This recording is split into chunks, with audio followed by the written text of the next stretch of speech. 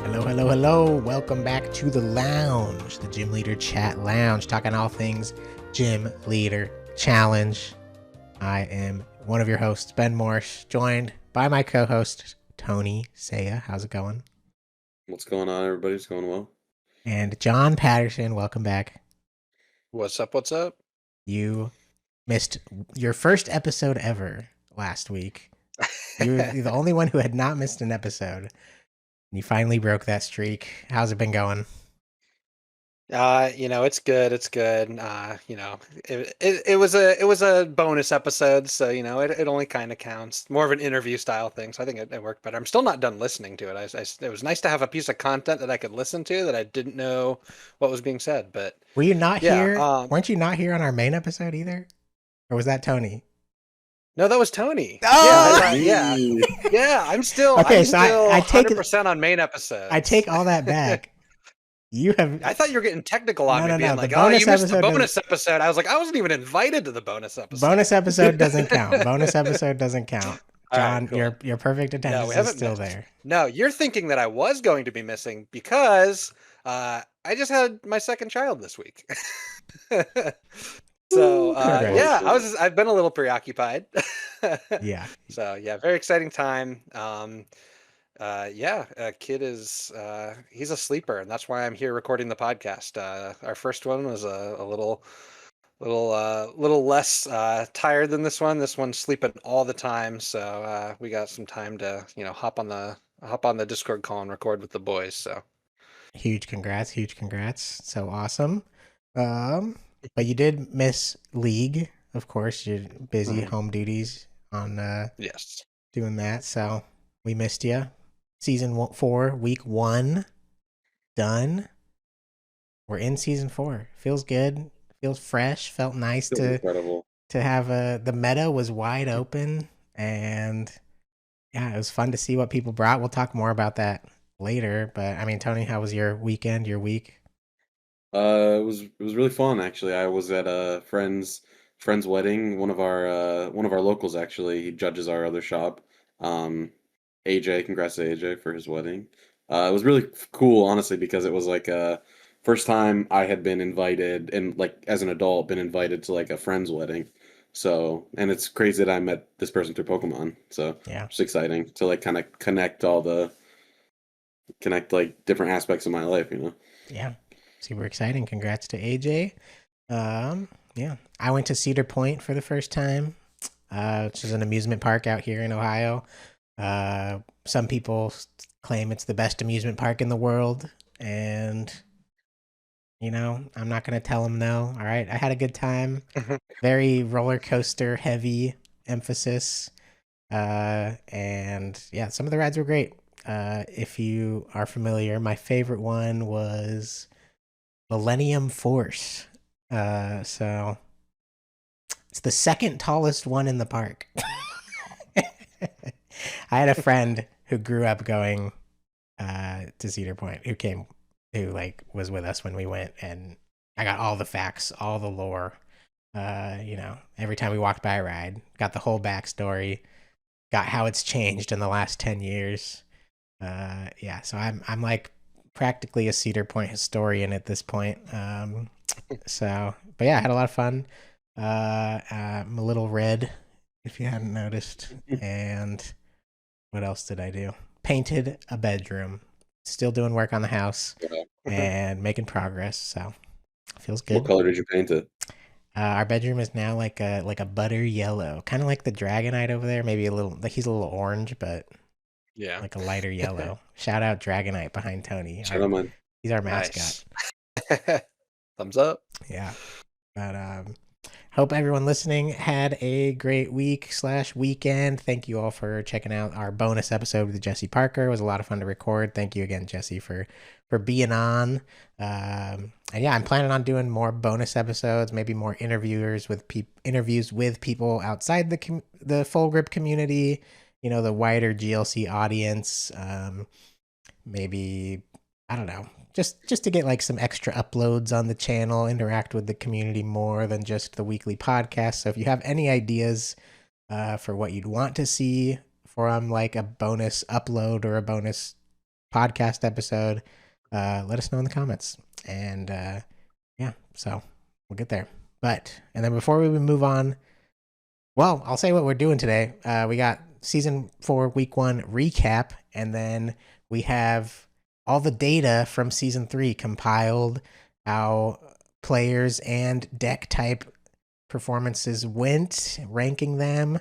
So we're going to dive into all that and discuss, the past year of the game, and look forward to season 4. So should be exciting. Thank you so much for being with us. But as I was going to say, before we get to that stuff, we've got a giveaway. If you remember from our episode last week, shout out my buddy Connor back home in California, provided the Professor Program, Professor's Research promo cards. Man, that's a mouthful. And we are going to give away the Professor's Research, Professor Magnolia, Professor Program stamped promo. Dude, round of applause, dude. Oh my gosh. Did not even stumble a little bit on that. Perfect. You're locked in today. Thank you so much. But Tony, how can they tell us how it's done? Basically super easy to enter. All you have to do is comment on our YouTube video, this episode right here. And if you are a channel member, you get your entries doubled. So if you comment and you're a channel member, you get 2 entries. But yeah, super easy to enter, and we will ship it anywhere in the world to you. So every single person is eligible. Like I said, though, you just got to comment. And if you want to get a higher chance, then go ahead and become a channel member. The first perk we are offering our channel members at all. So everyone else has signed up to this point, no incentive. Now there's some incentive. The teeniest, tiniest bit. Smallest bit. This card's worth, I don't know, maybe 50 cents. I've never checked. It's probably worth more than that. I think they're like $20 a piece. Are you serious? Yeah, I think Scratch the giveaway. I'm keeping it. I'm just kidding. But yeah, that's sick. Cool. I did not know. So yeah, that'll be exciting. Yeah, like Tony said, comment, become a member. It's going to be great. And then we'll get in contact with you to find out where to ship it to. So thank you so much for the support. Excited to do this. Thank you again to Connor for providing it. Shout out, Connor. And then we've got the season 4, week 1 recap. All right. Congrats. Big round of applause to Jack Martin going 5-0 with the Barbie Yama deck. All right. Week 1 of season 4 wasted no time to get his badge after all of season 3 being right there fighting for his first badge. Was unable to get there. Plenty of top 4s, plenty of bubbles to his name in season 3. Unfortunately, it was just a tough year for Jack. And then season 4, week 1, waste no time. He gets the first GLC Invitational badge. So yeah, really awesome. Congrats to Jack. No one more deserving for sure of getting that first badge. So really cool to see. But yeah, I mean, John, you weren't there. Do you want to walk us through the rest of the? Yeah, this is looking more like what I'd expect to see at the top decks at a weekly locals when all the decks are available to you. So I got the 3 fighting, 2 psychic, a colorless, a water, and a metal making it into top 4, which is probably like the most interesting thing here. I'm seeing Bastiodon, Arcalodon. So very cool to see the Bastiodon, the new one from Pitch Black, getting played in here. It'd be interesting to, I think we're going to check out that list here in a little bit. But yeah, everyone's got their new types or their old types unlocked, and not just playing like the standard stuff. Like I said, like we're seeing like the Bastiodon. There's a fighting that had Archeops in it. Alex Carpenter on a Turbo Kyogre. So like, it's like, yeah, we got these good types back, but it looks like players are starting to kind of experiment in those top types and see what options are available to them. That's right. And Tony, you were one of those coming in the 8th place with Tinkaton Gardevoir. All right, we're going to get to that list as well.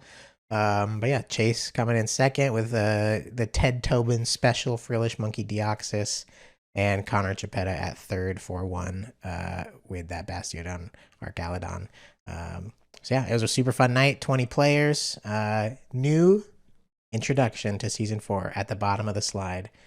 This is I'm going to break down the meta breakdown of the league night. Okay, so got all the energy types accounted for, and then the number represents how many people played that type to that week. So as you can see, for this week, fighting was by far the most played type. Probably everyone had the same idea, like there's probably going to be a lot of colorless, so I'm going to play fighting.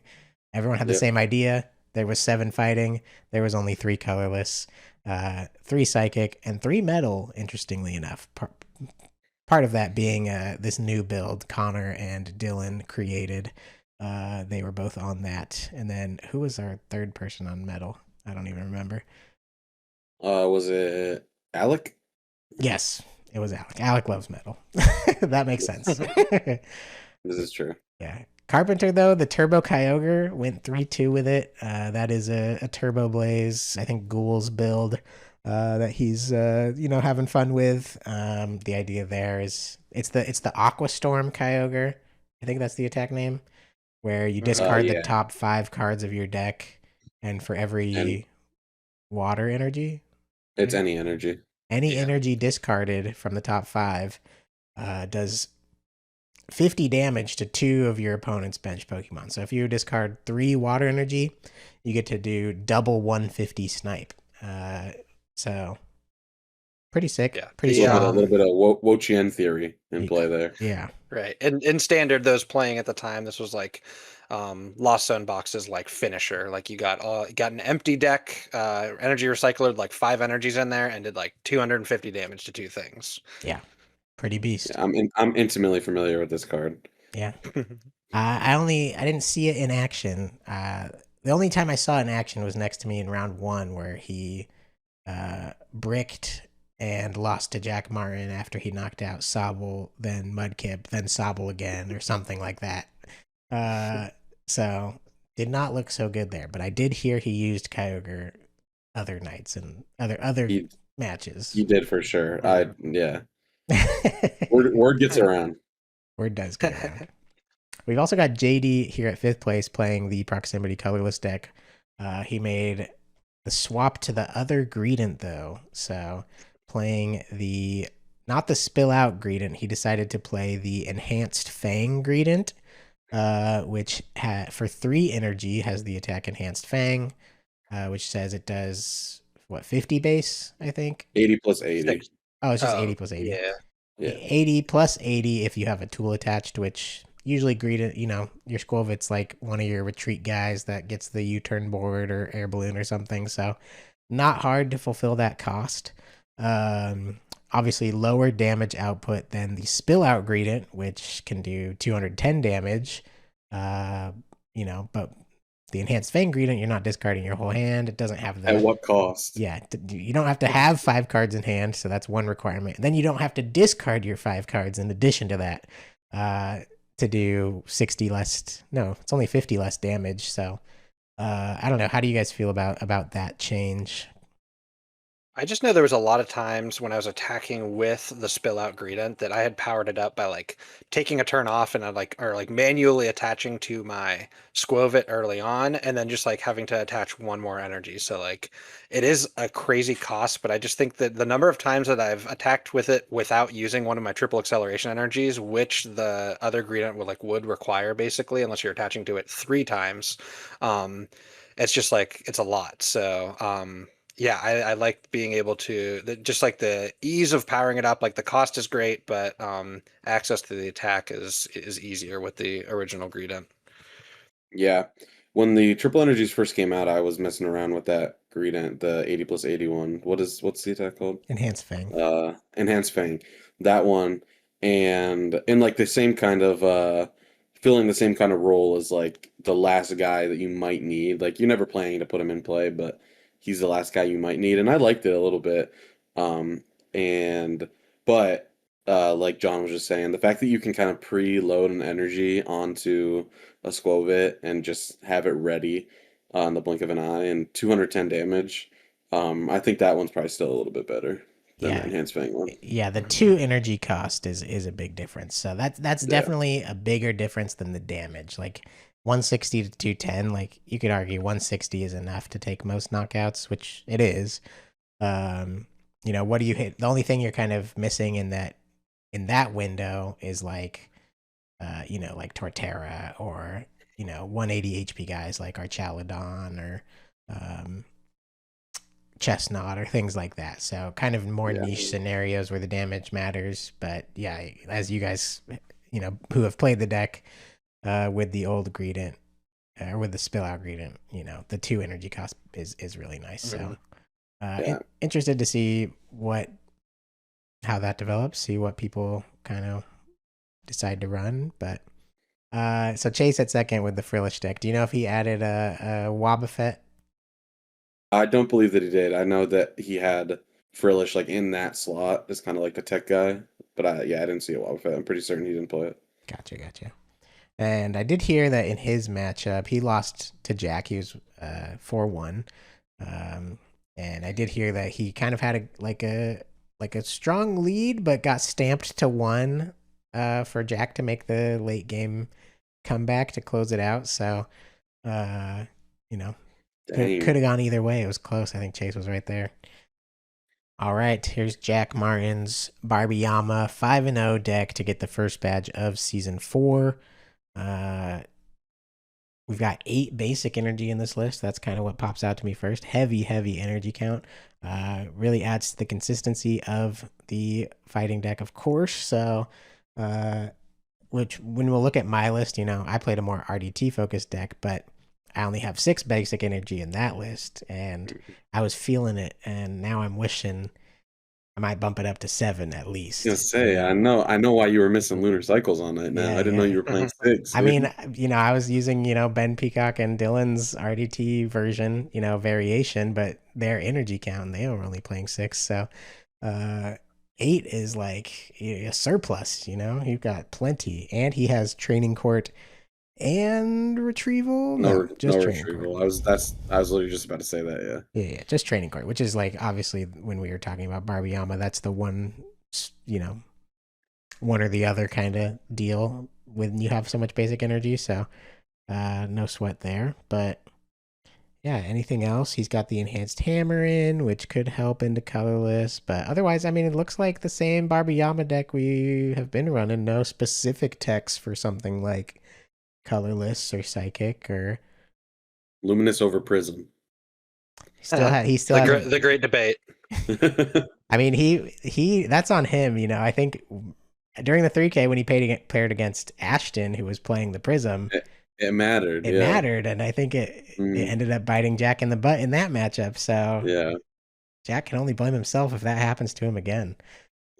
I look back and I think it's so funny how much we argued over like the cosmetic changes with like luminous prism and like energy retrieval training court, stuff like that. Those things matter, bro. Those things. The energy retrieval training court definitely matters a little bit more. That one matters. Something else I do notice here that seemingly cosmetic, but I think definitely can matter is the floatstone playing the U-turn board instead of the air balloon. I'm a big fan of the air balloon.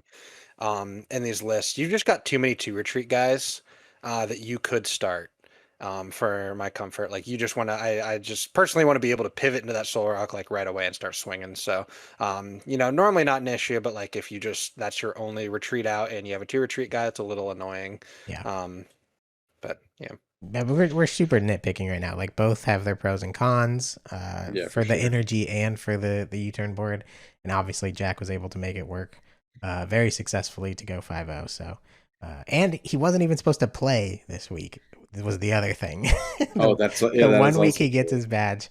He was actually supposed to be on stream, running stream with Alec. So Jack and Alec were going to run stream. Andrew was going to play, but then Andrew had to call out sick for his family. And so no stream. Jack and Alec ended up playing. Jack ends up going 5-0. That's just the way it went. So how funny. It's funny how stuff works. Jack doesn't get a badge last year, gets one week 1 of the new season, and he's not even supposed to be playing. Yep. anything is possible at our league, dude. It was destiny. It was destined. Anything is possible. Congrats, Jack. All right, then we've got Connor Chapetta 4-1 with the Archaludon Bastiodon metal deck. Also shout out to Dylan. They worked on the list together. A new Dweesh variant. What can we call it? Dweesh Diodon. That's up to him. Dweddle. Dweddle. Dweddle. Every time we're naming one of these decks, we throw out like the obvious, like, oh, Dweech Leodon. And then the second one is always the best one. Yeah. Dweddle is so good. Dweesh Nemesis, bro. Dweesh Nemesis. Yeah. So we've got the Bastiodon. Let me pull up. Let's take a look at this this Bastiodon. We've got the Bastiodon. We've got the Arch Nemesis Archaludon, the coded attack Archaludon. So this deck is kind of built to be a bit of a wall for the meta. Let me hide my bookmarks. You don't need to know my bookmarks. So they've got the Bastiodon and the Archaludon, the coded attack one. So the deck is meant to be pretty disruptive with these Pokemon, throwing out various walls at your opponent. And they are playing the new Ancient Bulwark Bastiodon from Pitch Black, which has stage 2, 160 HP, 160 damage for 3 energy on its attack, and the ability says as long as this Pokemon is on your bench, you can prevent all damage done to each of your Pokemon by attacks from your opponent's Pokemon that have 2 or less energy attached. So, just making it even harder for low-cost guys like Okidogi, or Solrock, or Lucario. Pretty much all the fighting attackers are attacking for 2 or less. So in that matchup, especially, you got to find that 3rd energy to attack, or just gust this up and knock it out because it doesn't work from the active. And yeah, so that's what you're doing with Bastiodon. Though, I mean, what else we got here going on? John, our metal expert. Right. Yeah, definitely different than what I've been trying here, but it's got both the fossils to be able to evolve into the Bastiodon. So one of them working up through the Shieldon, the other one only able to evolve in through Rare Candy. Right? Is that correct? Yes, he is playing the Shieldon that evolves from unidentified fossil. So the ancient fossil can only be Rare Candy. Okay. Gotcha. So yeah, that's what we've seen with a lot of the fighting Tyrantrum builds that people have been trying out recently. So interesting, key cards in this. Playing the Watchtower, which is an increasingly added card and a tech card into a lot of decks right now with the popularity of colorless. It's so strong to be able to just have basically a Path to the Peak to shut down an entire archetype when that archetype is so strong and powerful. Mm-hmm. But yeah, with the space of the fossils, you're kind of limiting, what else you're able to do. It's not this list. Oftentimes in metal, you're seeing the Bronzong like usual, but you're also seeing things like the Matang or the Berserker or something, some sort of other auxiliary, support Pokemon.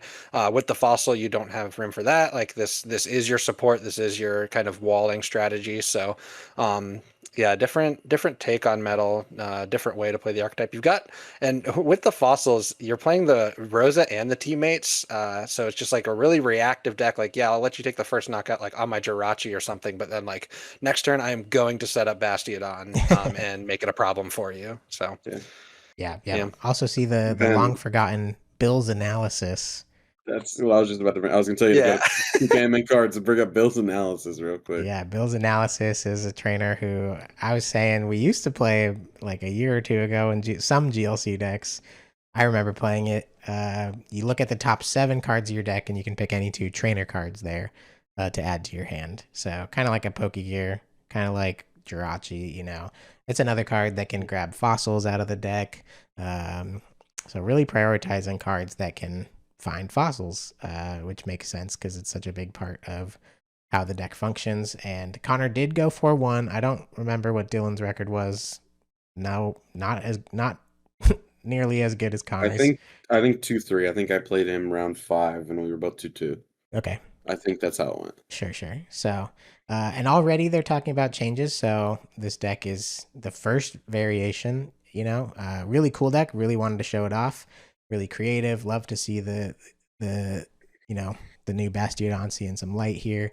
But they wanted me to specifically shout out that cut Watchtower for Parallel City. Parallel City should be in there to be a little bit more disruptive to more things. and which is also equally as disruptive to colorless, so Right. it's not necessarily you're losing the colorless matchup now. And they're also toying with the idea of playing the other Bastiodon. I think they were a little underwhelmed with this Bastiodon. Especially Psychic has no problem getting 3 energy. In fact, a lot of their attackers require it. Mainly being Giratina, Gallade, and Deoxys right now are all always going to have 3 energy or more. So, kind of doing nothing into that matchup. But the other Bastiodon, which we can look at here, has the ability Primal Earth and Shield. Yeah, Earth and Shield, which says prevent all damage done to your metal Pokemon by attacks from your opponent's Pokemon that have any special energy attached to them. So, universally applied, does not shut off when it's in the active spot, and will hit, 100% of colorless's attackers in proximity, because they are only playing special energy unless they're able to Hex Maniac you, or they have to Hex Maniac you, because even if you gust this up, you can't swing into it. So, because it blocks it, it prevents itself from being damaged. So Hex Maniac is the only route for the colorless deck through the Bastiodon. And say you're able to recover the Bastiodon and get it back up with a rare candy, you could really, really disrupt the colorless deck, which is kind of the most popular deck right now, with this Bastiodon. It also hits the fighting deck almost equally as hard, because Okie Dokies, like that main attacker, runs heavy special energy counts, and can be pretty disruptive that way. So, I don't know. What do you guys think? What would you be picking here, John? Yeah, I definitely think I like this one a little bit better.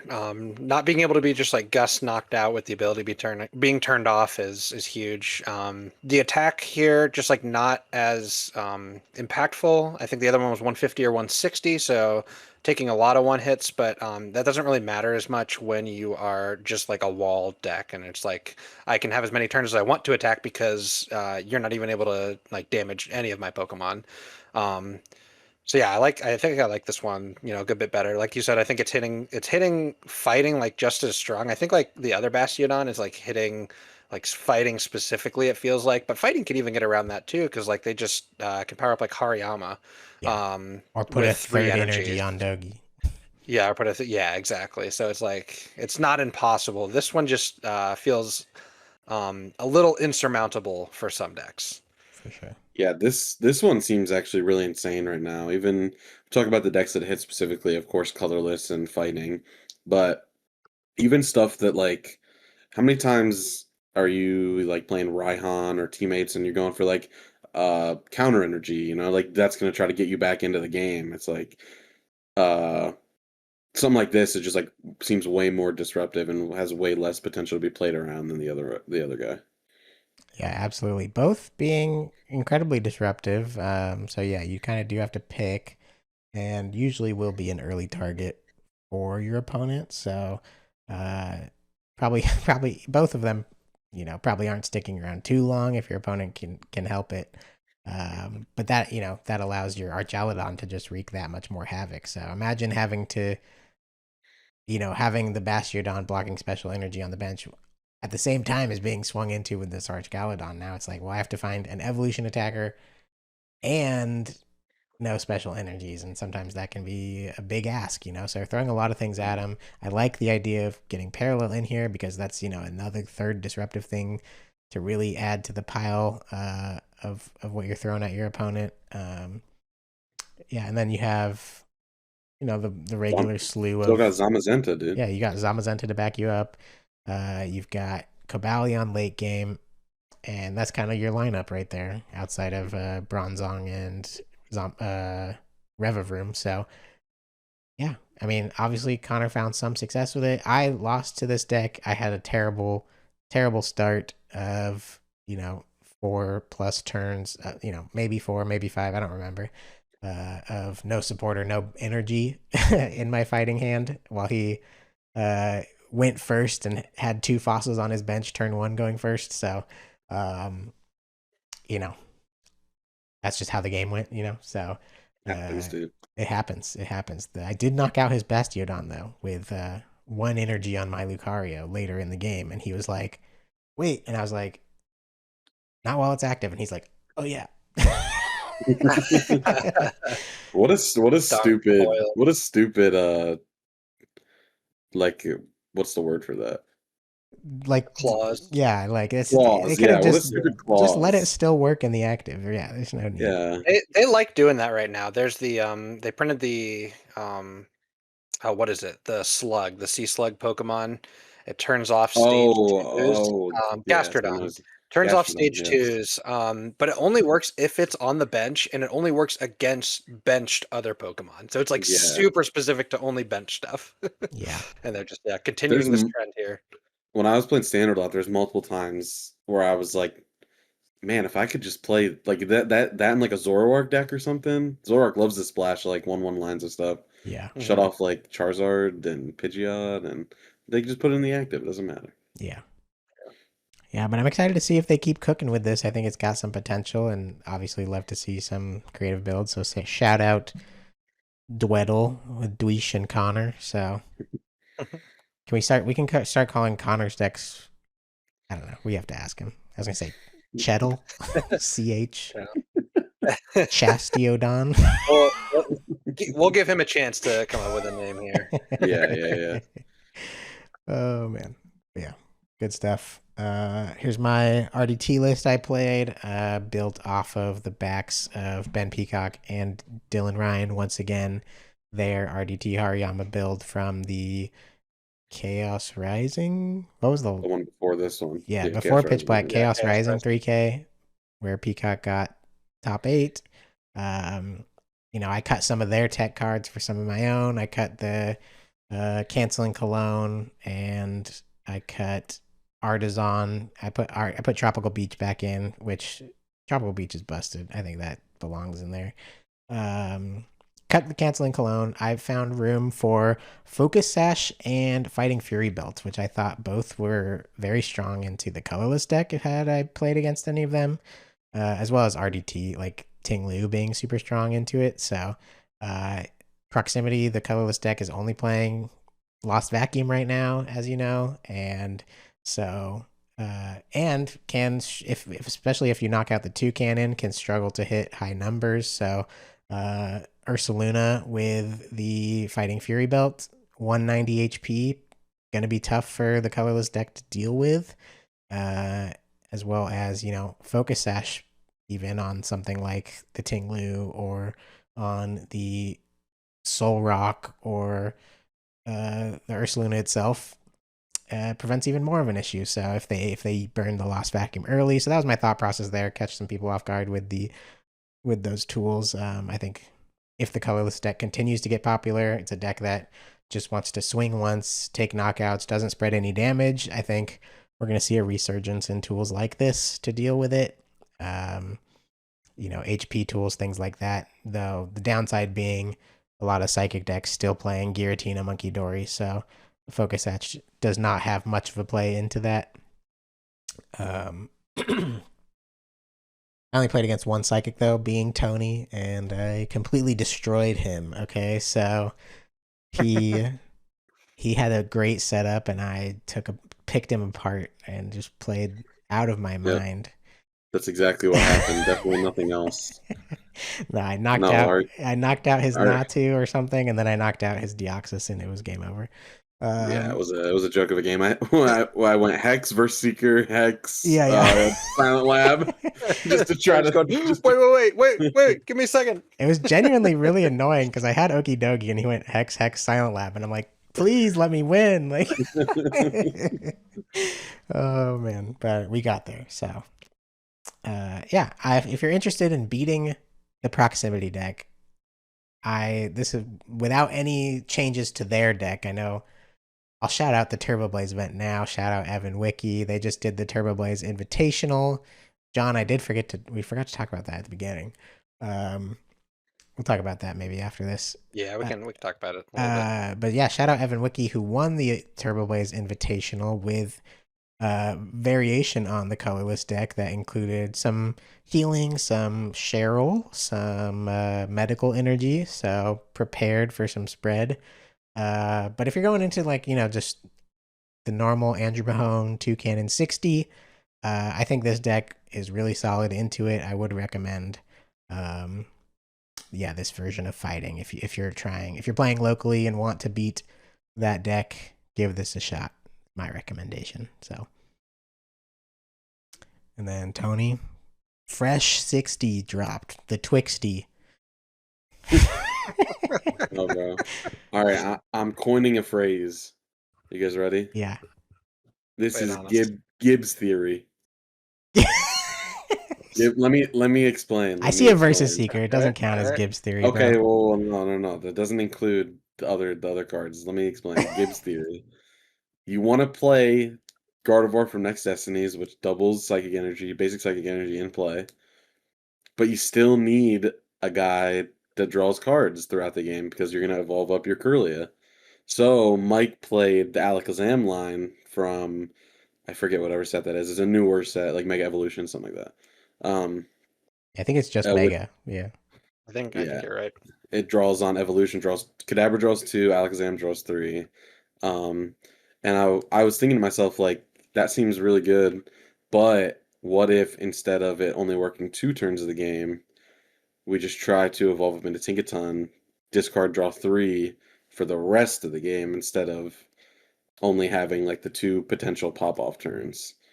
So that's the theory behind the deck, It's Gibbs theory. and it's Gibbs theory, new phrase that I like it. I'm coining. Yeah. Yes. But yeah, if any of our viewers watching, you can see the bones of the deck are exactly the same as Mike Gibbs' Pitch Black second place deck. Goose Hala package, Telepath Energy and Capture Energy, Tropical Beach, Dawn and Hilda, things that are gonna search your Telepath Energy as much as possible. Now, I know we were talking about when Mike's deck first came out, when he first debuted it at the 3K, he wasn't playing cards like Guzma and Versus Seeker. And while I see like the reasoning for not playing those cards, I personally just didn't want to play without them. While Tony's theory. obviously he demonstrated that you don't need those cards to win.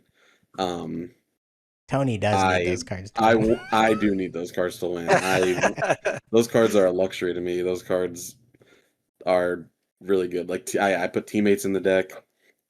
One other thing that I changed is kind of at the core of his attacking line was Monkey Dory, Giratina, Blacephalon, Mm-hmm. and I changed that to Iron Boulder, Mimikyu, Wobbuffet. One reason is because I have actually never really played with the Monkey Tina engine. I've like tested around games with it, but I've never like showed up to an event and played it. But I have played so many games with Iron Boulder. I know my way around the hand match game. And I put Wobbuffet in there just because colorless is broken again. And that's one of the best things you could possibly do early game against colorless is just shove a Wob into the active, as well as you could also just shove a Wob into the active against a lot of different decks and find success. Yeah, absolutely. And did that come up? No, the most it came up is when I actually played against you, and we played a fun game before, and you were playing colorless, so we sit across from each other, and I win the coin flip, and I'm thinking of going first because I saw you playing colorless before. Don't ever do this, by the way. Just go second if you win the flip. Don't contemplate going first. But yeah, I opted to go second, and Ben flips over an okie dokie, and I'm like, okay, well, thank God I didn't opt to go first because not only was like my hand dead, but like just going first is never a good idea unless your deck is specifically built to go first. Yeah. Yeah. Yeah, But don't try to make a type call when all the badges are literally the first event of the season. Don't make a type call. Yeah, no, definitely not. Yeah. Bro. Yeah, the Wob never really came up.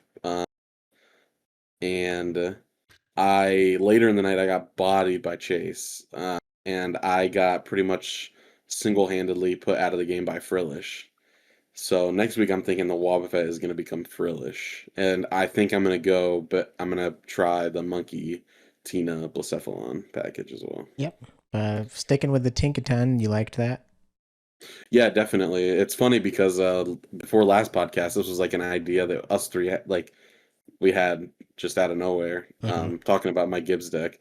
And like 30 minutes before league happened, I was like, why not try this? First week of the season, I'm excited to be able to play Psychic again, so why not try something a little bit different?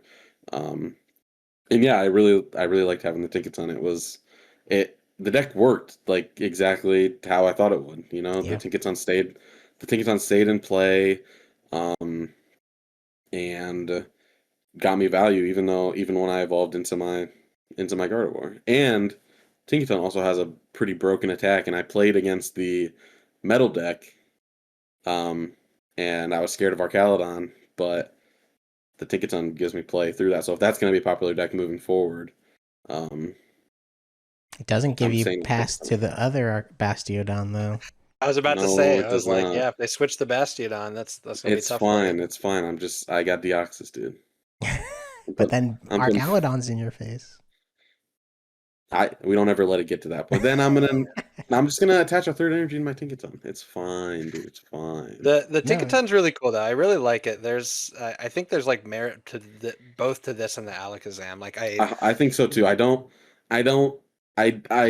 uncertain if this is better than the Alakazam yet, but I just like the idea of this potentially getting like drawing you more cards over the course of the game. give me a Tinka. What's the middle one? It's not Tinkatot. think it tough. Tinka Tink, tough. Tinkatuff. Tinkatoni! Tinkatoni! Give Boom. me a Tinkatoni that does something. Give me a Tinkatoni with an ability, and then maybe we're talking with the Tinkaton. Yeah. I think It was Tony's brought a to my good name, bro. Tinkatoni's the name for the deck. It was brought to my attention that I played the wrong Tinkatuff. Apparently there's one that like discards energy on a coin flip, but I Yes. played No, yeah, I isn't that played one? That one's metal type, isn't it? no, that you're thinking of the one on evolution that discards a special energy. Oh, Yeah, it like discards energy on an attack or something. oh, on the attack. Yeah, yeah, yeah. Yeah. No, Maybe there's not there's not. actually. It's I it's played I literally played it's literally the metal one. Yeah. yeah, I played the one. What is that? Allied a swing? Alloy. I, Yeah. alloy a swing. That's any metal energy attached, right? Yes, I played that one because like maybe this guy's gonna have a counter energy attached to him, so that'll fulfill the I metal would energy. play the boundless power one. Yeah, 80, 80, probably. 80 for 2 is really good. Yes. Yeah, that's not bad. What does the art rare have? Uh, Pulverizing that is Crest. the that is the Play same rough. as the shiny. Play rough 30, flip a coin 30 more. So you're for 2 energy, you're flipping a coin to do 60, or you could just do 80 for 2. Or to do 80 for 2. So, All right. and 30 for 1. That's definitely the way to go in my opinion. I have another card for Natalie to dig out of the bulk for me 30 minutes before we start. But yeah, I mean, cool deck, bro. I'm excited to see you continue to cook with it. Yeah, I'm excited to play it. As we just mentioned, though, John, you participated in the Turbo Blaze end of season invitational. Only similar to how the Full Grip does their invitational for GLC, only people who have won a badge through their webcam series was invited to this tournament. You had done so earlier in the year, so you played in the invitational. Why don't you tell us a little bit about how it went, what your thoughts were going in, stuff like that. Yeah, so I wasn't having many thoughts at all about this invitational going in because we just got back from the hospital a few days before, and I told my wife I was like, "Hey, I'm gonna go try and win us $1,000. That goes a long way towards diapers." So, um, yeah, my mind was not there. I was like, okay, I had my water badge. I won with Seismitoad earlier in the year, but I just had like Hydro Pump built, pretty close to Kevin Baxter's list. I made a couple changes because I've sort of done a 180 on water. I was very high on water going into the last 3K. Being forced to play it in this format, being my only badge, has really, at least like on Hydro Pump variant specifically, has kind of changed my mind. So going into it, I wasn't like really thinking much about GLC. I was just like, all right, let's just make a couple changes to this list. I wanted to be a little disruptive, and so I added in an Avery. I kind of wanted to get a Hex in there too, but you're trying to set up, and I really don't think you can afford to play kind of a Hex Maniac in Hydro Pump right now, because it feels you need all your cards need to do something towards setting you up. So um, yeah, this the list I played. It's like nothing special or like crazy, but I was just trying to kind of figure out what Hydro Pump's identity is in this evolving meta that is quickly becoming so fast and aggressive, when you've got fighting and colorless now that are taking knockouts turn one on whatever they want because they're gusting it up with one of their like 3 gust options. If you can't tell about how down I'm talking on water, I did not do well at the event. Paired into Hunter round one, our other full grip local, who the only other full grip local who qualified for this tournament. He qualified with his lazy code list early on in the season, so he had the option to play a proximity style list. So we paired round one. Some might call that a conspiracy that the 2 full grip locals were paired into each other right away, but we would never say that on this podcast. No. And then Hunter beat me, and then played into fighting right away. So I was just like out right away because I played into like colorless and fighting that were just like way too fast and like took me out of the tournament. And I just played it out for that point, just kind of fun. There was some prizing for top 8, I think. So I was like, okay, maybe I'll win a card or something like that. But the event was cool.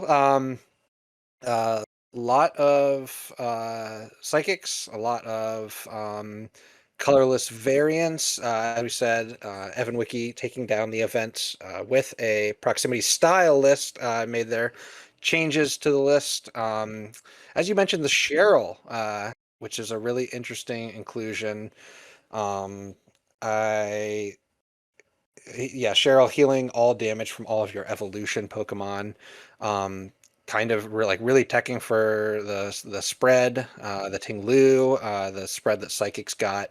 I'm not sure what some of the other changes they made were. I know that was the big. Evan had Postwick added as a 4th stadium, I think valuing, extra out to Fan Rotom as well as buff damage for double, which you pretty much are always attacking with. So that's one change, along with the Cheryl, as well as medical energy over the draw energy. It's another way to, heal that spread damage or heal your Hop Snorlax on an attack so it can swing twice without sacrificing itself.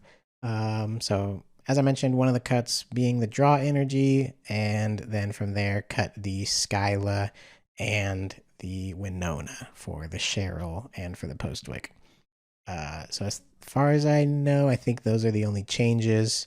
But I think Evan also didn't play against any spread, so didn't have to use the Cheryl ever, but reported that like in testing into, I think expected a lot more RDT, Ting-Lus, just reported that it helped a lot in that matchup. So that was like the reasoning there. Went 7-0-1. I believe the one tie was an ID as well. So pretty much undefeated the whole event. Definitely was an ID at round 5. So props to Evan beating another in top 4, beating another proximity deck, and then Psychic, the Ted Tobin Frillish list in the final. So congrats to everybody for playing. It was a fun event to watch as well. I watched a few games on stream on the Turbo Blaze GLC YouTube channel, so check them out. You can watch back the live stream of the tournament. Colorless looked very dominant, not only from Evan, but there were 2 proximity decks and a colorless control deck in the top cut. So colorless was definitely leaving its mark. The one Psychic that squeaked by being that Ted Tobin deck. And I also believe Omar was playing the Watchtower as well in the Psychic deck, so was teched for the colorless. So makes sense that is the one that made it through. So, but it looks like lost to the colorless control in round 1. Ended up getting revenge in top 4 on the colorless control from Amy. So getting that nice comeback there. But yeah, seemed like a really fun event, really cool for the TBZ team to put on, had good prizing for the event. And then the winner of this event has the chance to play against the upcoming Turbo Blaze Elite Four Challenge, which has yet to be announced, but some of their team representing that Elite Four, and Evan will run the gauntlet. And if Evan manages to win, since he's on Team Turbo Blaze, is not gonna take Chucky's money. I don't think, but I think Chucky said would be going to charity. So really cool thing that Turbo Blaze is providing for the community, completely free of charge, running the whole season of webcam as well as this special event. So if you're interested in getting some great prizes for yourself or just want to get plugged into a GLC community and don't have one local to you, I highly recommend the Turbo Blaze webcam scene. It's popping off. And so, yeah, go check them out. Shout out to Evan for being a baller, because I believe I heard on the stream he had the option to just not play in the event and be part of the Elite Four that was the winner would have to play against. And he said, "Nah, I'm just gonna go ahead and like win the event and then play against you guys." So that was a pretty baller move for sure. For sure. Sick. Yeah, that's hype. So that was a fun event. Happy to shout them out. Please go check them out at the Turbo Blaze YouTube channel. But what do we got next? I think we're gonna dive into our season. Time? What's that? Stats time? Stats time. Stats time. Stats time. We need a theme song. Everyone's favorite segment on the podcast. Stats. Yes, the season 3 has concluded. We went over it a little bit last week talking about Carpenter winning once again. Congrats to him. Tony, you weren't here last week, right? Or you were? Was not. I can't remember actually. Was I here? Was he? I feel like maybe. Why does last week feel like it was a month ago? It literally feels like so long ago. I think you were here. I thought I was here. Yeah. Pretty sure you were. I think you were. Yeah, because I made this slide on last week's Yeah, episode. you were definitely here. Yeah. Oh no, his crown's gone. Dang it. Someone in the comments tell us, did last week's episode happen? Was any of us here? Like You were definitely here, John, because you I was don't here. ever miss an episode. True. Facts. And I was here because I uploaded it and I remember being there. Anyways, Carpenter won again. We talked about that a lot last week. Congrats to Carpenter. While I'm here, also he did a guest interview with the Parallel City Syndicate YouTube channel, alongside Thomas Headley Jr., who was the fire type champion at the last 3K. We got that promo card, and one of FGG's locals. They did like a roundtable discussion on the fire type. So if you're interested in fire type, go check out the Parallel Cindy. Man, I was on a good streak of not flubbing words earlier. I know. Yeah, you got that professor card City perfectly. Syndicate. Parallel City Syndicate YouTube channel. Great interview. Highly recommend it. So go check them out if you want to hear more about the fire type. But yeah, I mean, can we say anything more about Carpenter that hasn't been said? Congrats once again. Congratulations. Yeah, I'm all out of flowers to give him. They've all been given. This year's different though, buddy. Yes, as we've said. Tony, show us that promo card, bro. You're hoarding these, right?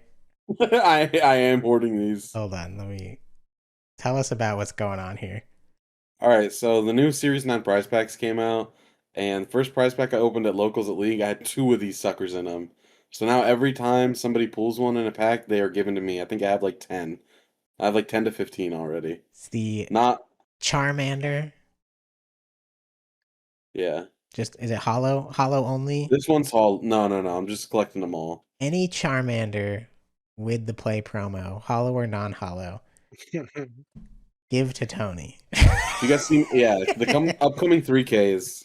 Everybody bring your Series 9 prize pack promo Charmander. You should have everyone sign. If they want to give a Charmander, they should sign it to Tony.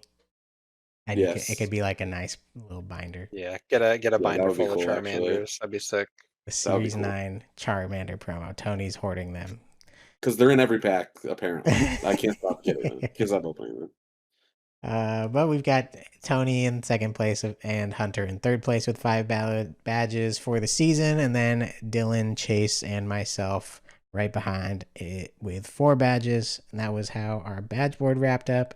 But going forward, we've got the player win rate. Okay, I should have set these to You know like. what? If you want to stop giving yourself the roses, let me do this slide. All right, I was All gonna say I right, should have here's set this to animate in like I did the top 10, so we get some drum roll going. Yeah. But all you don't right, need we don't need you to announce your own name.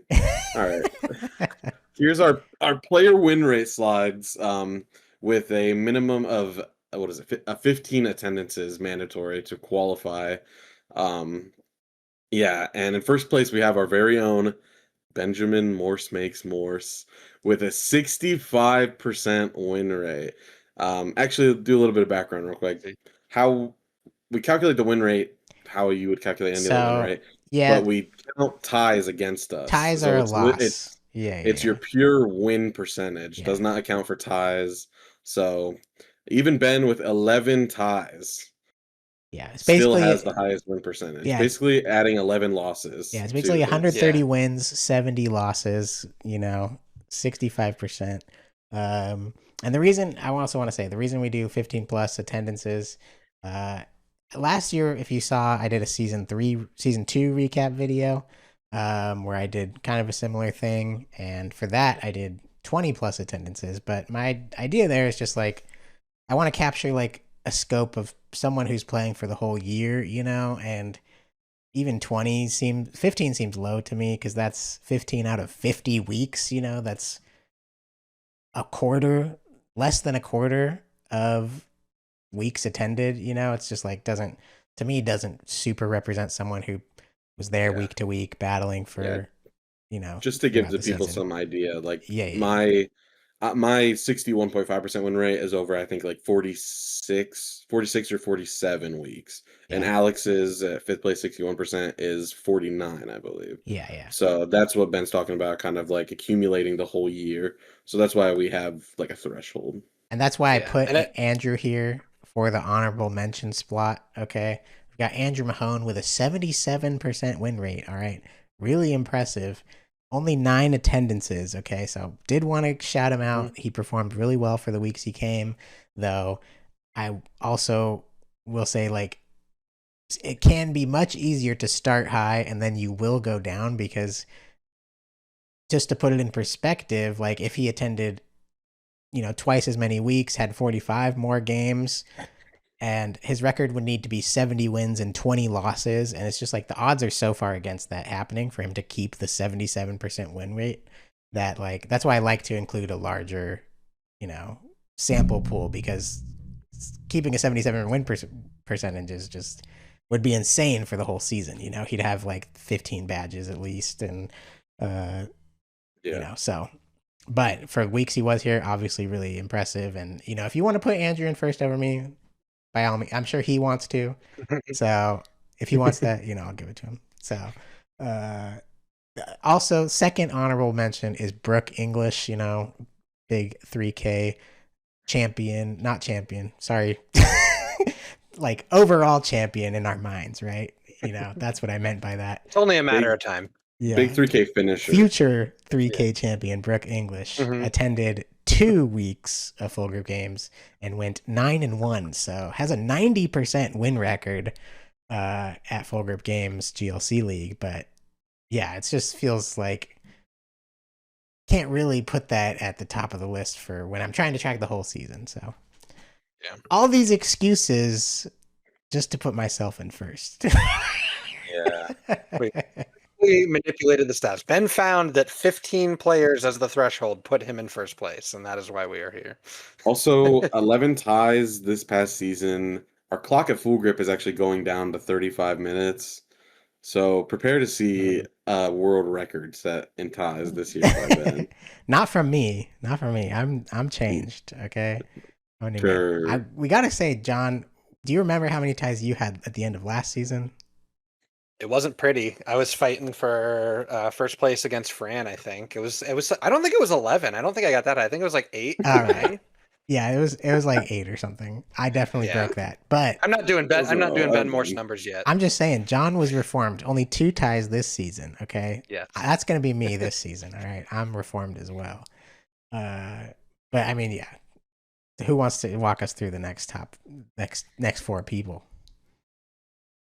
I'll keep it Yes. going. You got it, John? Yeah, go for it. No, you All go right, for all it. right, yeah. You keep it rolling. All right, second place, kind of a late bloomer to our league. One of our locals, been around for a while. Kai coming in a second place with 64.2%, 61 wins to 33 losses and 1 tie. So that's like insanely impressive for Kai, probably playing, I would say, the last third of the season, Yeah, he's got almost 20 exclusively. attendances. 20 attendances. Yeah, so kind of the last third of the season. Yeah, really impressive to keep that win percentage up over that time, and especially because we like to joke, and Kai likes to joke that he only plays bad decks. So, That's just how good he so is. Yeah, he's it's just true. I mean, like if we're talking about players to watch this season, Kai is at number one on my list, yeah, along absolutely. with Yeah. myself. And Yep. speaking of myself, third place is me, Tony Saya, 61.5% win rate, 136 wins to 79 losses and 6 ties. Listen, not my finest work, but I mean, first full pretty good. GLC. Pretty good. First full GLC season, I'm not too disappointed.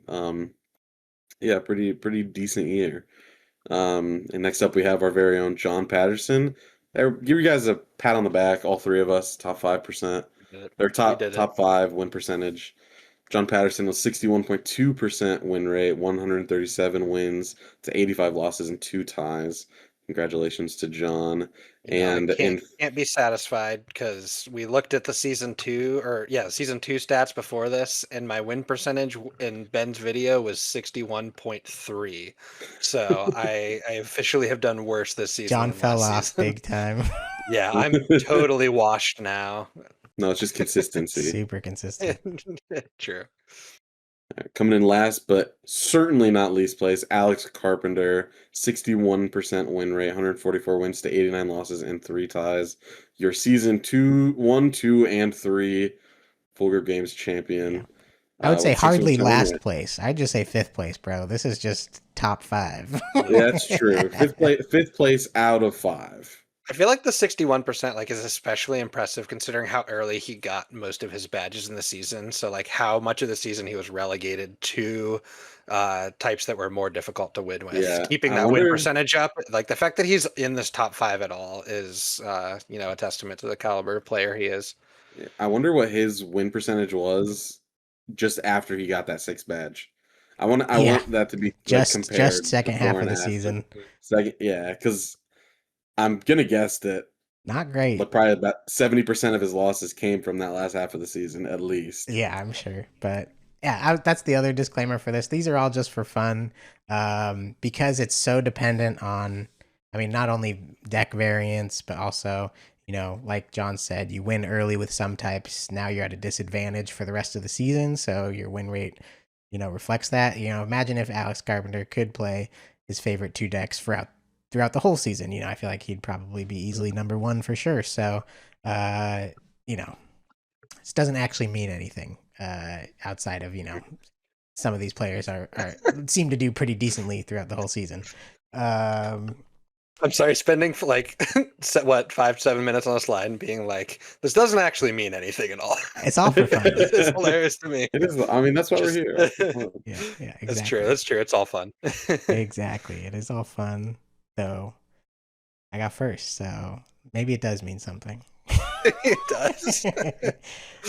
Freaking Kai, okay, had to get second and ruin the GLCL sweep. Yeah, still have not had a perfect top 3 sweep. That's in true. Anything. Coming this season for Elusive. sure. Yeah, that's right. So, yep. Thank you.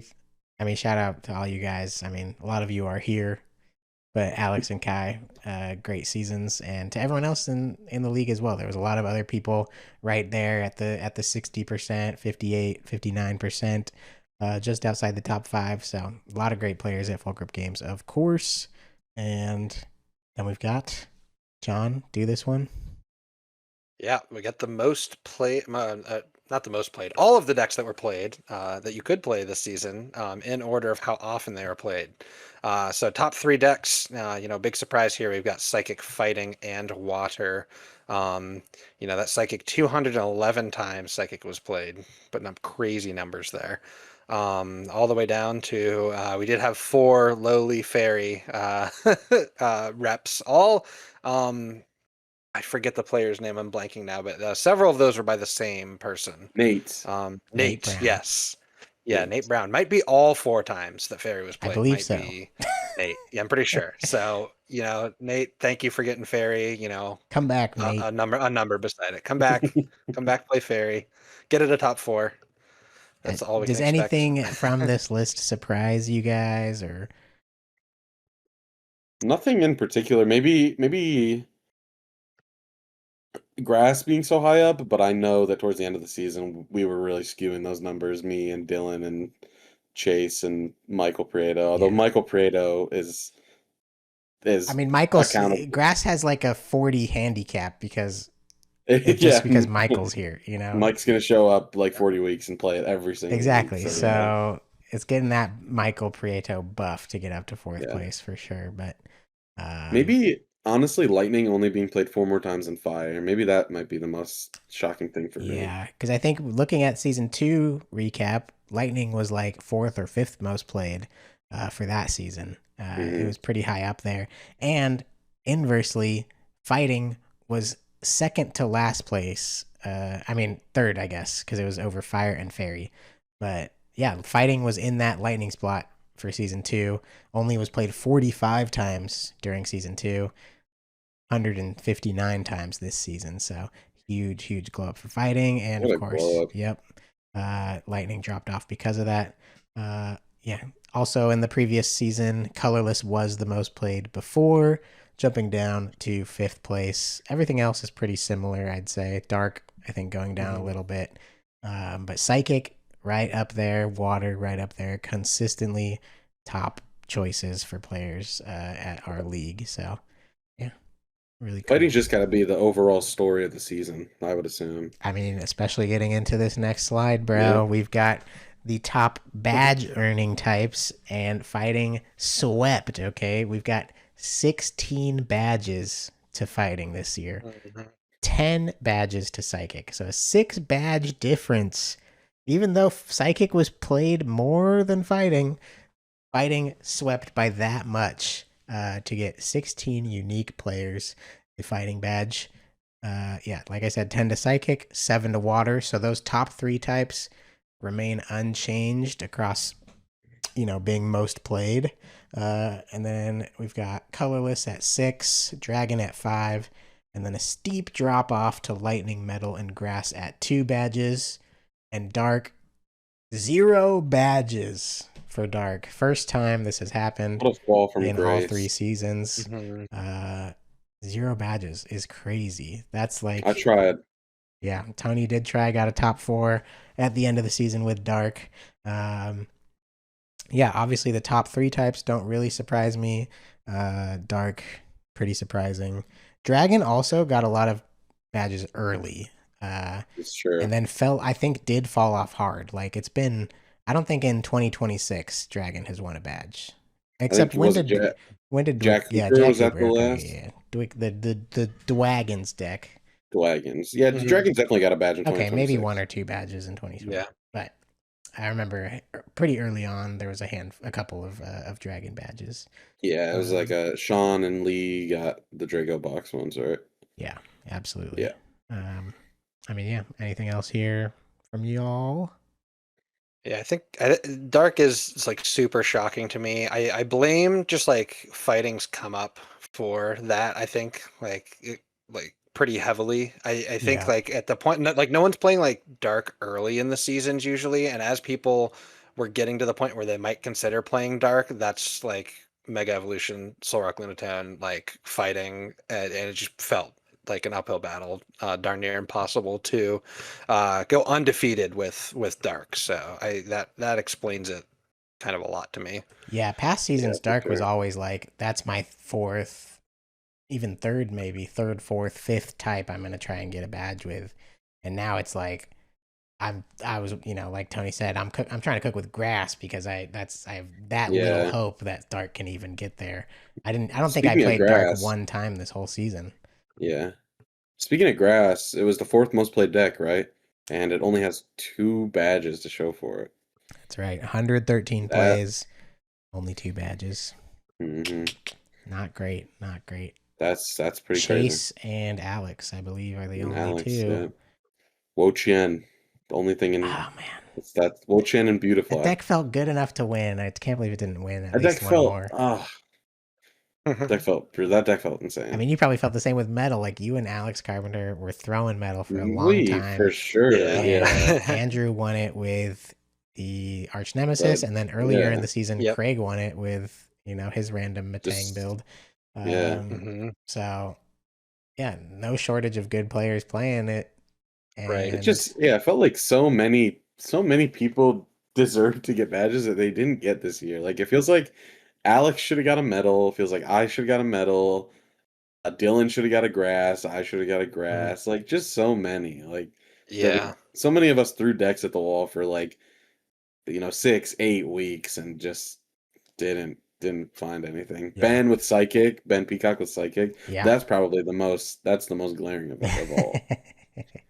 Yeah, the work these people put into these badges, or to try to get a badge, doesn't always necessarily translate into, I like to think, in my mind, Pokemon TCG is like 75% skill based, 25% luck. You For can sure. only do so much. Yeah, that's a good breakdown, I feel like. Oh, absolutely.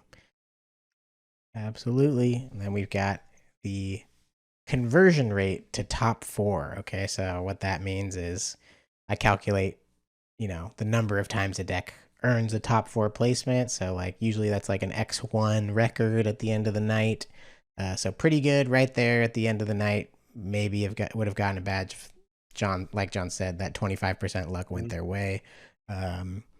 So I count all that just to show like how consistently good a type is, and then divide the number of top 8s divided by, or top 4s I should say, the number of top 4s divided by the number of times it was played. That's the conversion rate for top 4 here.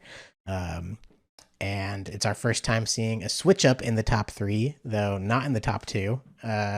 Fighting and Psychic maintain that number 1, number 2 slot in the top 4 conversion rate. They were by far the best performing types of the year, so it makes sense for them to be at the top here. Fighting 30% of the time that it was played earned a top 4 spot, which is pretty crazy. 48 top 4 finishes, and Psychic 60 top 4 finishes with a 28.4% conversion rate. Pretty strong, pretty impressive. That means basically if you played Fighting to League Night, there's like a 1 in 3 chance you were going to get top 4. Yeah. I think it feels like kind of maybe just speaking for just us three, but it felt like it was easy to like see that, like right after the RDT deck came out, it kind of seemed like you could kind of bank Fighting in the back of your head, once you got like maybe your first 2. Like I wanted Psychic and Water, like those are my first 2. In the back of my mind, I was like, if I just slam Fighting, Yeah. I know I'm gonna get it eventually because deck's just insane. It's up there every time. Yeah, I think the first like 4 times I played Fighting, I was in top 4. It just was always right there. So yeah, for sure. But then this right here, I mean, this whatever you call it, statistic here really does feel like kind of like the most accurate like breakdown of like the meta and like what's good throughout like the over the past season. Yeah. Because it's kind of like it's taking out like it can only be one person's week every week. So like the last slide we looked at and talked about, like it's just like that person happened to win, but like there were other decks that like these are the decks that are consistently at the top. these So are like the other decks.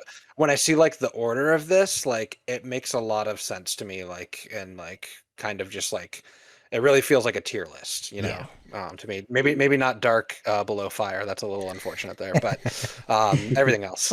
Yeah, I mean that's basically why I like recording the top 4s, because it just I think is just such a more accurate picture of the meta over time. It's just like what type can consistently do well enough to be in a badge winning position. Like that's what I'm Yeah. tracking there. And if you're top 4, like you're one game away, more than likely. Pretty much always. So Yeah. I mean, water dropped from top 3 most played to down to 6th place in conversion rate. So Dude, look at the drop off from Psychic to Colorless, 2nd to 3rd place. Yeah. 60 to 24. Yeah, 60 top 4s from Psychic, 24 top 4s from Colorless, 23% conversion rate for Colorless. So, I mean, Colorless, great type. It's one of those like fast aggro decks like fighting that just can do really well in a short league night and get into those badge winning positions. So, always a strong choice. But I mean, shout out John once again. Metal only getting 2 badges in the season, but was the 4th place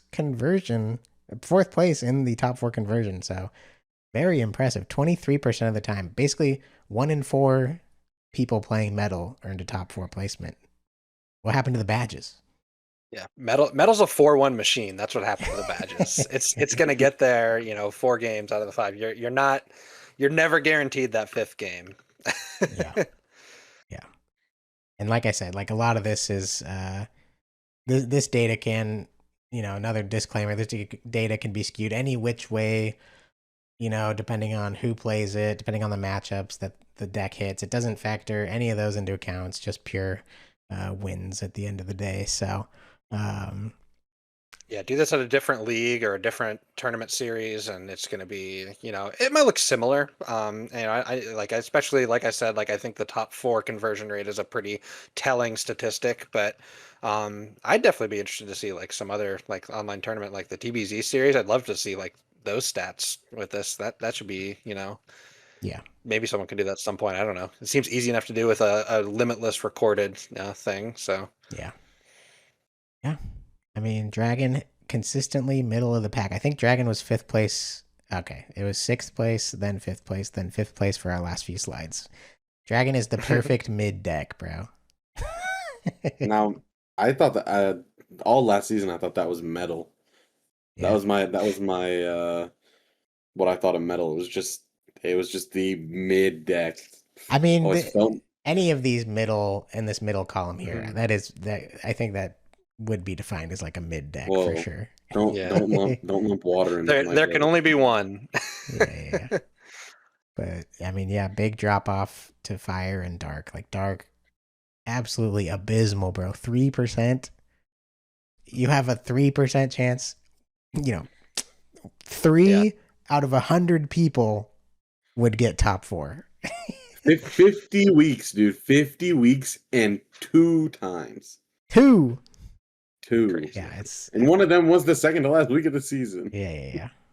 Actually disgusting, bro. And then Andrew Mahone, of course, says everyone's playing it wrong. If he showed up with Dark, he could get a badge in a couple weeks. So, if not the first week. And I was like, do it then, bro. Do it. I recall he tried.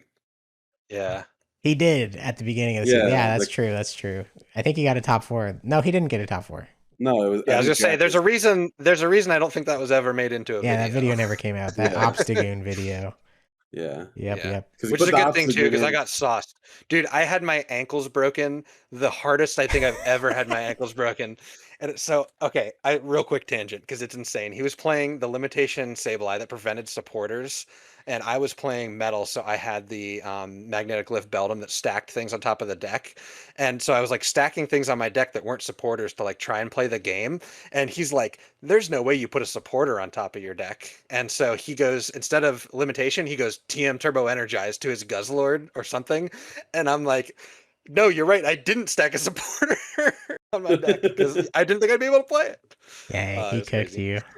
Yeah, I got so cooked. That's hilarious. There we go. I'll embarrass myself on the video that never came out. I know that.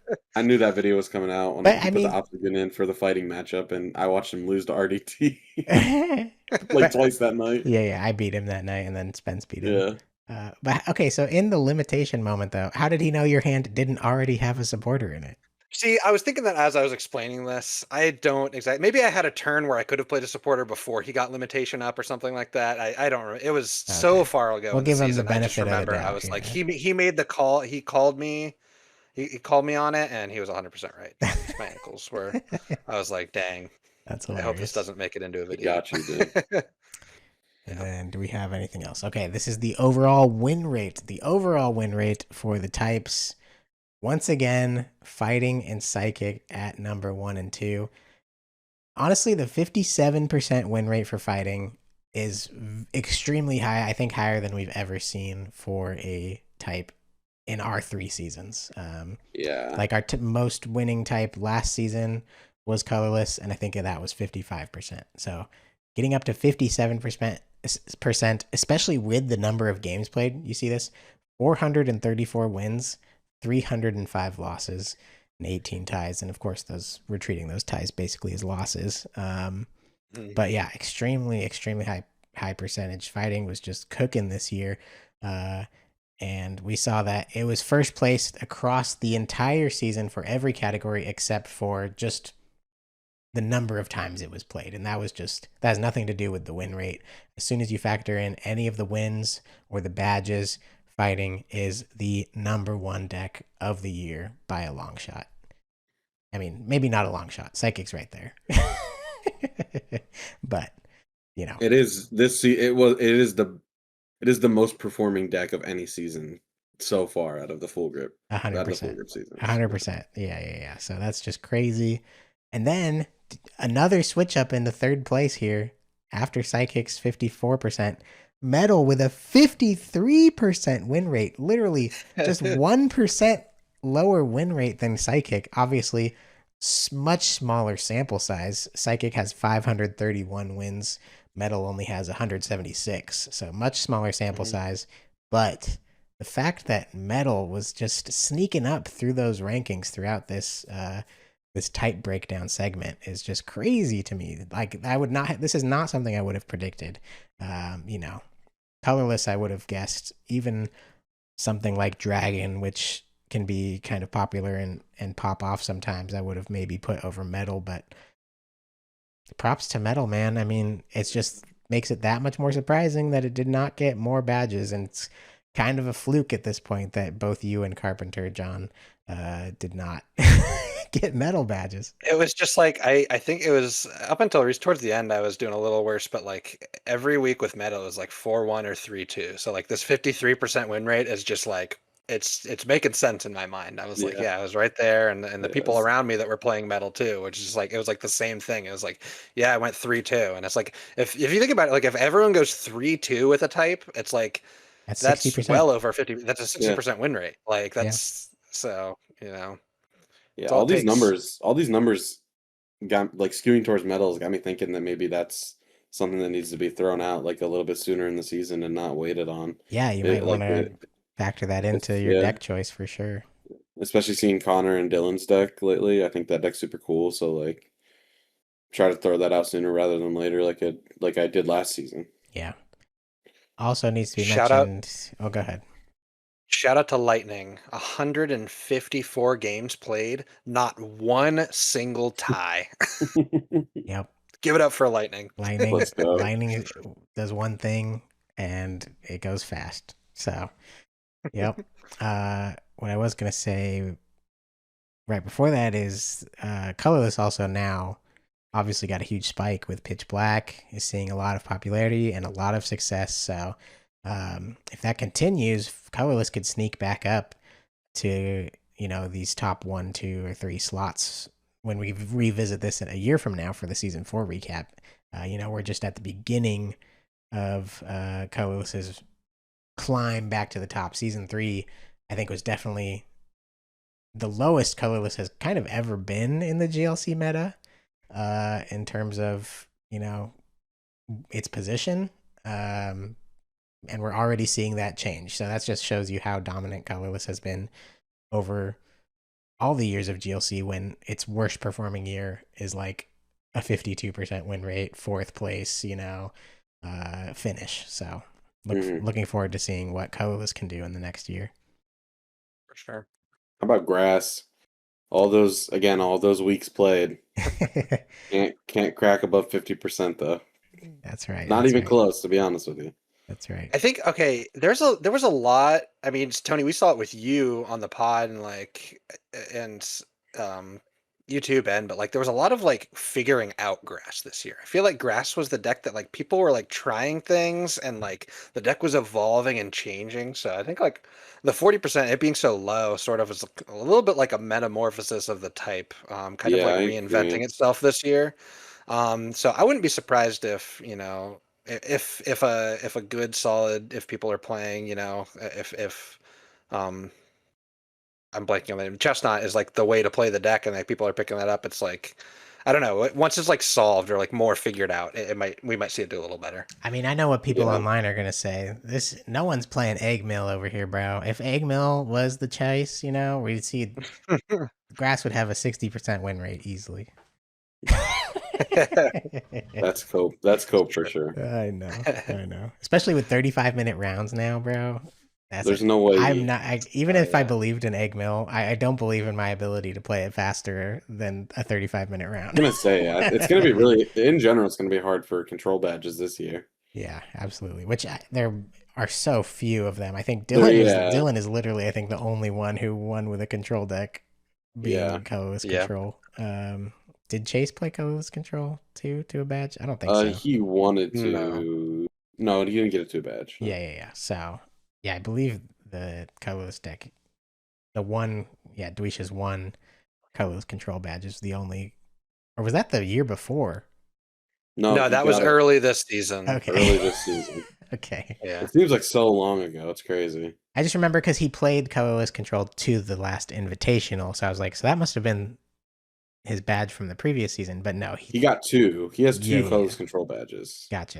It was just like kind of end of the previous season and beginning of the next season. Yes. He was Yes. Yeah. he was kind of a colorless control warrior. But yeah, I mean, water, big fall off. This is like as close to 50% as you're going to get. Obviously, the ties counting as losses push it down below 50%. But so many, almost 700 games played for water. We have 318 wins, 317 losses. Okay. So just edging out the win-loss ratio for water there. But isn't that crazy how many, like, it's maybe that's the perfect mid deck. I mean, Dragon's also kind of close to that. It's 197, 193. It's just like for how many games are being played for it to be basically an equal number of wins and losses. Just shows you again, just I don't know. I don't even know what does that even show you? It's mid. Shows you that like a lot of people's perception of water is that it's a top 3 deck, but it's not there right now, to be honest with you. Like it's a top 3 deck 50% of the time. Like Water is sort of what it feels like. Water probably has more different archetypes played throughout the season than any other, though, to be fair. Special whales, Milo Pump, Hydro Pump, Pal Toad, Water Spread, Stage 1 fossils that Tony played and whatever. What else? Well, don't call it whatever, dude. I mean, that's all the ones I remember off the top of my head being played throughout the season. There's just a ton of them, and they're all so different. Even if other archetypes have, I could list that many archetypes, they're usually not as different. Like from Monkey Tina to like Natu Blindside to Deoxys. It's like those are only like 4 cards different than each other. But like Water Spray is completely different Pokemon support lineups, things like that. So water has just so many different variations to it. It's so funny to me that like obviously Fairy was only played 4 times, so the sample is really small, but like the fact that it actually earns the last place spot is so funny to me. Yeah, it's like actually on par. It's like almost within 10% of the next type. Yeah.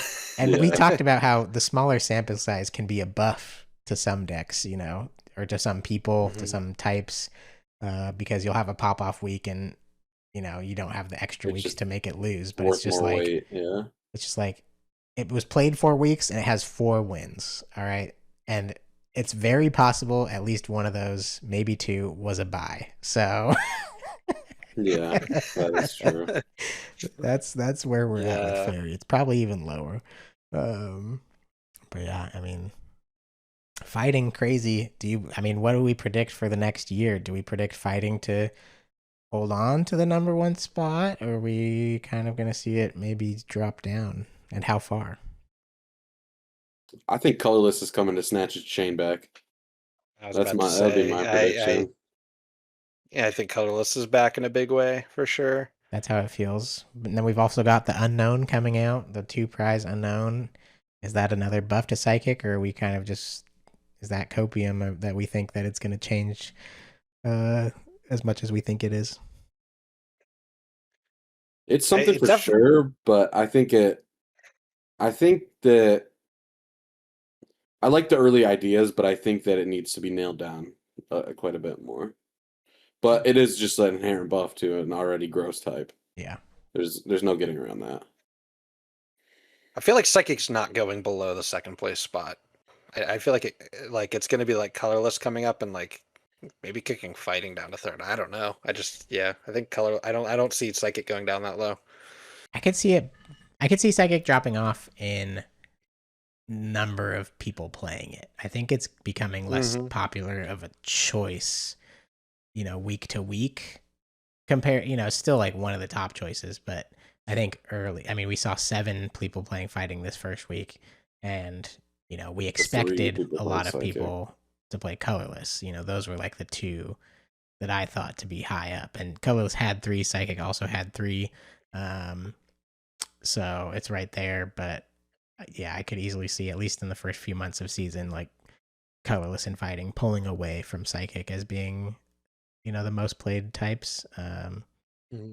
So Yeah, definitely. we will see. We will see. What else we got? I mean, should we, before we get to the new members, any other stats that we want to highlight or like focus on, or I think say we got wave just about goodbye? everything. Shout out to you, Ben, because this all the stats is from your website. Just like a complete and total passion project. There's no Yeah. just pure love of the game. We wouldn't have all these numbers if it wasn't for you clacking your keyboard after every Thursday. So I gave up personally, keeping track of, in our Discord, we can keep track of our own type records. I gave up on that like halfway through the season. Ben, you're keeping track of everybody's stuff throughout the whole season, which Yeah. is, insane. Like, thank you for setting this up and doing this for us. Personally, we love it. But the community can see things like this, which is really cool. Yeah. No, thank you very much. Yeah. No, definitely it's just fun to do. So happy I get to share it. It's fun to look back at the data. Um I wish there was like a way that I could just, it was all automatic. I just take a picture of the standings and it's like it calculates everything, but I'm not a programmer really, so not gonna happen. But yeah, I it's all mean, good. Extra 30 minutes on a Friday or Saturday. it's not too Just bad. Yeah, it's not too typing some bad. numbers in. If we get up to like 30 plus players every week, ever, then That I'm gonna might be be a like, little. okay, buddy, like this is kind of tedious. If we get that high, you're going to have to hire on some help. And, in order to do that, we're going to need some support. That's right. Support from our So wave goodbye to new season members. 3 and wave hello to our new members. Shout out. We've already shouted out Connor and Headphone Jack, but we didn't have the slide. Okay. So thank you so much, Connor Teal and Headphone Jack, for becoming new channel members, as well as Zooman Allen, part time TCG, and our number 1 fan, N Champagne. Really, really grateful for all of you guys for supporting, as well as the rest of you who are still supporting. Really, really appreciate it. So thank you so much. And I mean, I should go back to slide 1 so everyone remembers. Okay, we got the giveaway for the Professor's Research Professor Magnolia Professor Program stamped promo card. Channel members get double the entry. Okay, all you have to do is comment on this video. Say whatever you want. If you commented, you're entered. I'm going to do the like spinny wheel draw thing, and we'll do it as part of our recording for next week's episode. So you'll see it happen. And we'll announce the winner on our episode next week. So look forward to that. Yeah. So give us a thumbs up, subscribe, follow us on Spotify. If you listen on Spotify, I'm sorry, you do need to comment on YouTube. Okay. So just Yes, the comment has to be on this YouTube That's video you're right. watching right Yeah. now. because if I allow comments So- on Spotify, technically people with the same could person get with no- different usernames could comment on both, and there's no way to track that. I mean, technically on YouTube you could create a bunch of accounts as well, and unfortunately I can't fight that. So if you want to do that, extra entries for you, I guess. You could also just become a member, but So yeah, Dylan Dweesh, our only Spotify commenter, go ahead and pause your Spotify right now. Hop over to YouTube, put your comment in so you can enter in the giveaway. Then you can go back over to Spotify. All right. you know, I got to shame Dweesh because he doesn't comment on Spotify anymore. So What the heck, dude? it's probably because I upload Spotify like usually a little bit late. So it's my own fault. People trying to get that Morse Makes bite early got to be on YouTube. Yeah, it comes out bright and early. I apologize to early. Spotify. It's just my internet. I can't upload to both at the same time. And right now it's Monday at 11:40 p.m. So if I want to get it out by Tuesday at 7 a.m., I got to pick one. And I pick Spotify. I pick YouTube usually. So apologies for that. But yeah, I mean, anything else? Thanks for being here. Thank you guys for being here. Of course. Tony, any last words? Nothing for me. Actually, don't forget to bring me the Charmanders at the 3Ks. Oh my gosh. I will gladly accept them. Using your platform to extort our viewers, crazy. Whatever, dude. Or Charmanders, nevertheless. The Charmander. Hey, if these accrue value, then I will redistribute it to all of our channel members equally in 10 years when I'm rich and I highly famous. doubt that. Holy cow. If And they're not not, going to accrue value if everyone's signing them. that's gonna make them more valuable because GLC is going to the moon, dude. They're going to want those signatures. That's right. All right, John. Cool. Yep, I look forward to joining you guys one of these weeks here when things calm down in the house. So I'll eventually be playing some GLC here soon. But yeah, for now, thanks for hanging out with us, everybody. We will GL. See you next time. Bye. Peace.